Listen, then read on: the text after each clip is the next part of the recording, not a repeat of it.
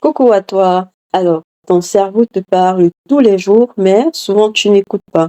Alors, aujourd'hui, en tant que neurologue, je vais te montrer les signes que ton cerveau t'envoie quand quelque chose ne va pas. Certains sont subtils, d'autres, par contre, sont des signaux d'alarme. Et le dernier, surtout, beaucoup de gens l'ignorent. Alors, le signe numéro 1 sont les troubles de la mémoire. Oublier de temps en temps, ouais, c'est normal, ça peut arriver quand on est stressé et tout, ou bien quand on n'a pas bien dormi. Mais oublier des conversations récentes, perdre des objets tous les jours, répéter les mêmes questions, là, il faut s'inquiéter. Comme je l'ai dit auparavant, ça peut être que vous êtes surchargé. Si c'est un truc passager, oui, ça va. Mais si c'est un truc qui persiste là, il faut se faire consulter par un neurologue parce que ça peut être le début d'une démence ou bien ça peut être même une pseudo-démence. Je dis pseudo-démence pourquoi en fait? Parce qu'il y a certaines maladies qui peuvent vous causer des troubles de mémoire. Ici, je parle de la dépression. Les personnes dépressives ont généralement des troubles de mémoire, des troubles de concentration. Une autre chose aussi, ça peut paraître banal, mais c'est vraiment sérieux quoi. En fait, la carence de la vitamine B12. Ouais, la vitamine B12 est très importante pour le fonctionnement du système nerveux central et aussi périphérique. Ok? Alors, deuxième signe, ce sont les maux de tête inhabituels. Alors, le mal de tête banal, ouais, tout le monde le connaît. Bon, ça peut arriver si on est déshydraté, on n'a pas assez bu d'eau, ou bien on n'a pas assez dormi, ou bien on est assez stressé, on est surmené par le travail, ça peut arriver. Mais si tu as un mal de tête qui apparaît brutalement, il est le plus pire de ta vie, quelque chose que tu n'as jamais expérimenté. Et si ça accompagne des troubles de vision floue, de vertige, de vomissement, ou encore s'il devient quotidien, dans ce cas, je te dis, ce n'est pas la fatigue. Il faut aller à l'hôpital urgemment parce que ça peut être une hémorragie cérébrale ou deux, ça peut être une thrombose d'une veine au niveau cérébral. Ouais, ça peut arriver. C'est pas seulement une artère qui peut être bouchée, mais une veine aussi peut être bouchée. Et une autre chose, si ces maux de tête sont accompagnés de fièvre, là, c'est un signe de méningite. OK? Ou encore, si ces maux de tête sont accompagnés de fièvre et de troubles de mémoire, de troubles de comportement et tout, ça peut être une encéphalite, une inflammation ou une infection du cerveau. Donc, aller à l'hôpital, c'est très important. Alors, le signe numéro 3, c'est la fatigue cognitive. Alors, si tu sens que ton cerveau tourne au ralenti, ou bien tu as des difficultés à te concentrer, ou à réfléchir vite, ou à organiser tes idées, on appelle ça la fatigue cognitive. Alors, c'est quoi? C'est un signe que le cerveau manque de sommeil, ou manque de nutriments, ou encore que le cerveau est en train de combattre une inflammation silencieuse. Alors, beaucoup de personnes confondent cela avec la paresse. C'est pas la paresse, c'est un signe d'épuisement. C'est un signal que votre cerveau est en train de s'épuiser. Donc, vous avez besoin du repos. Bien vous alimenter, vous hydrater comme il se doit.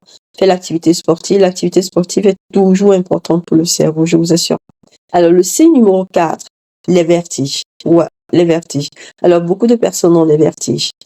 Mais ici, c'est très important de pouvoir distinguer les vertiges. Bon, c'est vrai, on peut avoir des vertiges dans le cadre d'une déshydratation, ça peut arriver, ok. On peut avoir des vertiges dans le cadre d'une maladie de l'oreille interne, ça peut arriver. Mais on peut avoir des vertiges aussi dans le cas d'un AVC, ok.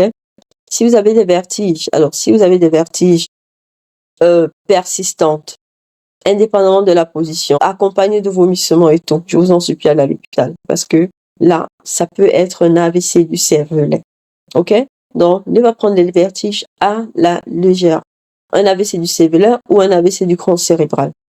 Alors, le signe numéro 5 que ton cerveau te lance comme signal, c'est le sommeil perturbé. Alors, si tu n'arrives pas à dormir, tu te réveilles, ou bien tu dors, tu te réveilles fatigué. Alors, souvent, ce n'est pas du mauvais sommeil seulement. C'est un signal que ton cerveau te dit, OK, ici je suis stressé, ouais, je suis en danger. Alors, les troubles de sommeil peuvent avoir plusieurs causes sous-jacentes, disons comme ça. Ça peut être une dépression, des personnes qui ruminent tout le temps, elles pensent au futur, quand sera-t-il de demain, comment je fais pour résoudre ce problème au boulot, comment, sans une fin, ces personnes ne réussissent pas à dormir et ça devient un automatisme pour le cerveau. Donc, même de façon inconsciente, vous êtes dans cette rumination-là. Donc, c'est un signe. Donc, dans ce cas, vous pouvez vous faire aider par un psychiatre. C'est très important. Et une autre chose, les troubles du sommeil peuvent avoir d'autres causes. Hein. Ça peut avoir d'autres causes, comme par exemple, ça peut être une maladie respiratoire, comme les apnées du sommeil. L'apnée de sommeil sont des pauses respiratoires durant le sommeil. Et par conséquent, qu'est-ce qui se passe, c'est que vous avez le dioxyde de carbone, autant pour moi, qui s'accumule dans le sang, et c'est un poison pour votre cerveau. Donc, soit vous sursautez durant la nuit aussi parce que vous ne réussissez pas bien respirer, ou bien vous ne dormez pas bien, le matin vous réveillez, vous êtes fatigué et tout. Donc, c'est très important. Alors, le signe numéro 6, ce sont les changements émotionnels soudains. Comme certains gens disent parfois, es-tu bipolaire ou quoi? Bon, c'est vrai, c'est une façon de taquiner parfois des personnes proches. Peut-être on remarque qu'il y a des sauts d'humeur sans une corrélation, disons comme ça. On a tendance à dire, es-tu bipolaire? Oui, c'est vrai. Oui, c'est vrai. On peut avoir des sauts d'humeur sans toutefois être bipolaire. Alors, c'est important de le comprendre que notre cerveau, il ne parle pas seulement avec la douleur, mais notre cerveau parle beaucoup avec les émotions. OK? Donc, si vous avez des changements émotionnels soudains, vous êtes très irritable, anxieux, hypersensible, ou même parfois apathique, ou même parfois euphorique, ça peut arriver. Ça veut dire que le cerveau vous dit ici, OK, là, je suis saturé, il y a quelque chose que je ne réussis plus à réguler, il y a quelque chose que tu ressens que je ne réussis plus à réguler. Donc, je pense que c'est le moment pour toi de faire une pause, de t'asseoir, faire une réunion avec toi-même et de comprendre ici quel est le problème. C'est très important. C'est vrai, on passe beaucoup le temps à s'occuper des autres, à courir à gauche, à droite, c'est plus facile. Mais la chose la plus difficile parfois, c'est de s'asseoir avec soi-même et faire cette réunion avec soi-même, aller au profond de soi-même, comprendre quelles sont les causes de nos agissements. Ça prend du temps et je pense que c'est nécessaire, c'est très important. Au lieu de bypasser cela et d'aller de médecin en médecin, ce qui se passe en fait, quand tu ne fais pas cette pause pour comprendre quelle est la cause de ces sauts d'humeur, de ces changements émotifs et tout, le cerveau à un certain moment, parce qu'il est surmené, il est surchargé, il va essayer, il doit chercher à faire ressortir, à défouler cette pression-là d'une façon ou d'une autre, et ça peut être des douleurs inexplicables, ouais, ça peut arriver, et là on va de médecin en médecin pour comprendre quelle est la cause de la douleur, mais pourtant le problème se trouve ailleurs en fait. Dans cette réunion avec soi-même, c'est très important. Alors, le signe numéro 7, ouais. Comme je l'ai dit au départ de la vidéo, le dernier signe, vraiment, il est très important. Ce sont des signaux rouges qui nécessitent une urgence. Je vous dis ça. C'est très, très important. OK? Time is brain. Donc, ça veut dire, le temps, c'est du cerveau. Je vous rappelle comment dit le traitement des AVC dépend du temps. OK? Le pronostic des AVC dépend toujours du temps. Donc, time is brain. Il ne faut pas perdre le temps. Et comme je disais tantôt, le dernier signe, numéro 7, c'est celui-ci. Il est très grave. OK? Donc, ici, vous appelez le SAMU directement. Si vous remarquez une faiblesse d'un bras ou d'une jambe, là, c'est un AVC. OK? Ça peut être un AVC. Si vous avez des difficultés soudaines à parler, là aussi, c'est un AVC. C'est suspicion d'AVC. Ou si vous avez une déformation du visage, là aussi, c'est une suspicion d'AVC. Ou si vous avez une perte brutale de la vision, une perte brutale de vision, autant pour moi, là aussi, c'est un AVC.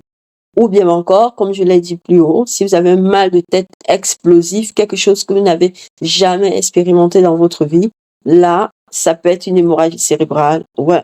Donc ici, appelez les urgences immédiatement. Comme je vous ai dit, le cerveau, bon, il est très important, il communique avec nous, il ne nous trahit jamais, il t'envoie des messages, mais le vrai problème, c'est qu'on ne les comprend pas. On ne prend pas conscience de ces messages-là dans le monde d'aujourd'hui, on court beaucoup. Vous voyez un peu? On tend à les ignorer.